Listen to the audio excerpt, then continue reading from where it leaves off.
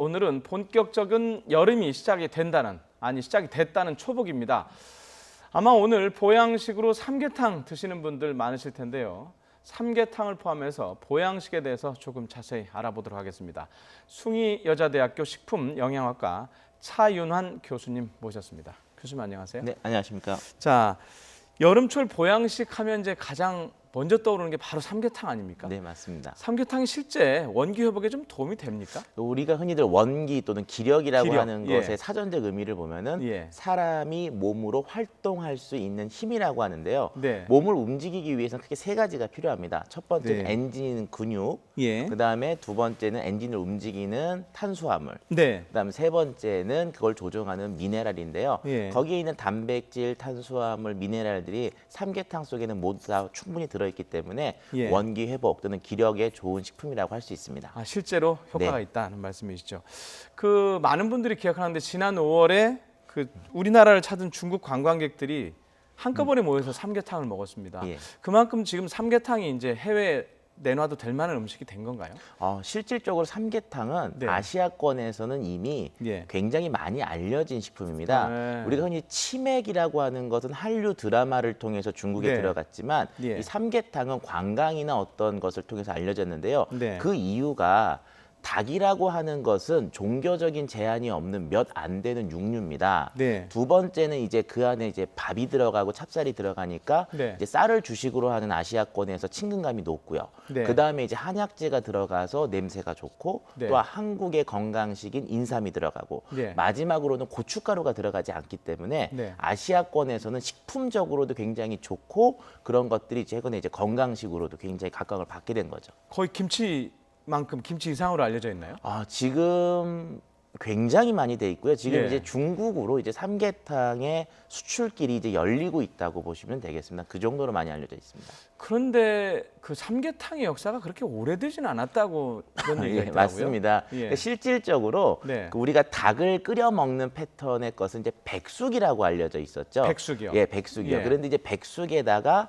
인삼을 넣었다 그래서 이제 게삼탕으로 먼저 알려지고 있다가 게삼탕. 예, 실질적으로는 근래에 들어와서 예. 삼계탕으로 전환이 됩니다. 왜요? 왜 그렇게 그게 바뀌었어요? 왜 그러냐면 예. 우리가 백숙 그러면 절대 한 명이 다 못 먹을 정도로 큰 닭을 잡는데 네. 이제 60년대, 70년대 이제 미국적인 양계 산업의 시스템이 들어오면서 1kg 전후가 되는 닭들의 생산이 늘어나게 됩니다. 네. 그러면서 한 사람이 먹을 수 있는 분량으로 지금의 형태로 조금 작아졌고요. 네. 그리고 이제 인삼의 가치가 올라가면서 삼이 이제 앞으로 와서 삼계탕이라는 이름으로 좀 변하게 됐습니다. 예.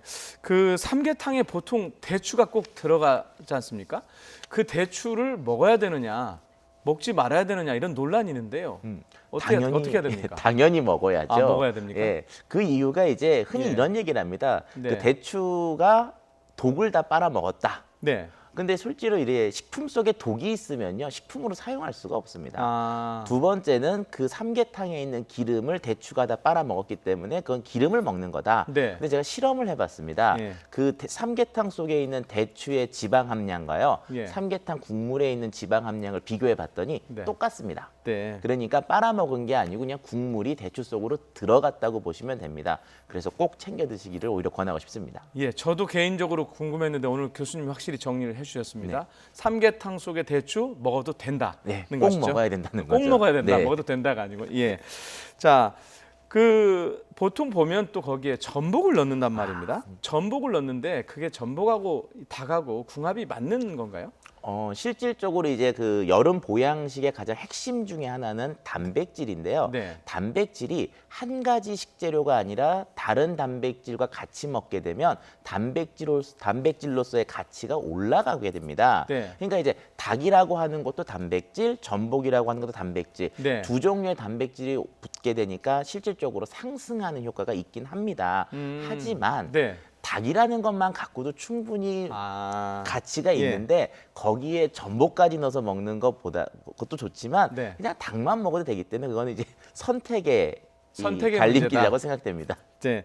그리고 저희가 보통 보면 삼계탕 말고도 많이 먹는 게 이제 치킨도 있고요. 닭볶음탕도 있는데 이런 것도 여름 보양식으로 괜찮습니까? 그 닭이 갖고 있는 영양소는 모두 다 갖고 있습니다만 네.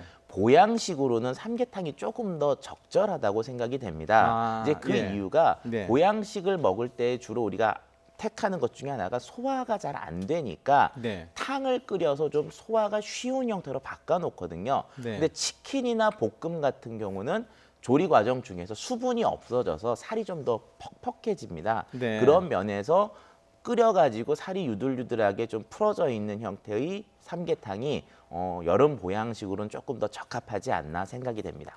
자, 그리고 그 닭고기와 궁합이 맞는 음식이라고 되나요? 식재료 뭐가 있는지 조금만 더 자세히 좀 설명을 해주실랍니까? 그 실질적으로 이제 굉장히 어려운 질문인데요. 그 네. 궁합이라는 건 이제 다양한 면에서 볼 수가 있지 않습니까? 네. 이제 삼계탕에 있는 재료를 놓고 한 가지 생각을 해보면 네. 삼계탕에는 꼭 인삼이나 한약재들이 들어갑니다. 네. 그 이유는 닭에 있는 비린내를 잡아주는 성질을 하고요. 네. 두 번째는 그 속에 꼭 이제 찹쌀들이 들어가게 되는데 이거는 그 닭에는 부족한 탄수화물을 또 공급해주게 됩니다. 네. 그리고 마지막으로 이제 아까 낙지나 또는 해삼 같은 그 전복 같은 경우는 네. 단백질에 또 가치를 올려주기 때문에 실질적으로 이렇게 삼계탕에 들어가는 재료 자체가 네. 어떻게 보면은 닭고기와 궁합이 다 맞는 재료만 골라서 들어갔다고 볼 수가 있겠습니다. 네, 저희가 보통 여름에 보면 뭐 3대 보양식이다, 몇 대 보양식이다 이런 얘기를 많이 하는데요. 교수님이 추천하는 특별한 3대 보양식이 있다면서요? 뭡니까? 일단은 삼계탕이 1번으로 1번이 꼽히고요. 삼계탕. 예. 2번이 일단 이제 일본 사람들 즐겨 먹는 장어입니다. 장어요? 예, 그런데 예. 장어도 구이가 있고 탕이 있는데 네네. 한국 사람들한테 탕이 조금 더 적합한 것 같습니다. 탕, 예. 예. 세 번째에선 이제 많은 사람들의 이견이 왔다 갔다 하는데요. 네. 연포탕이라는 분도 있고요. 예. 추어탕이라는 분도 있고요. 저는 개인적으로 콩국수를 좀 말씀드리고 싶습니다. 아, 콩국수요? 예, 이 모든 거의 공통점이 예. 양질의 단백질을 공급할 수 있는 식품이라는 공통점이 있습니다. 예. 그런 면에서 이제 콩국수도 좋은 보양식이라고 할 수 있습니다. 그러니까 삼계탕, 장어, 그다음에 연포탕이나 예. 이제 추어탕. 연포탕이나 추어탕, 예. 그리고 콩국수도 예. 거기에 포함이 된다는 거죠. 그리고 요즘은 좀 덜합니다만 예전 같은 경우는 삼계탕도 많이 했지만 보신탕이라는 그쵸. 걸 좀 많이 먹었단 말입니다.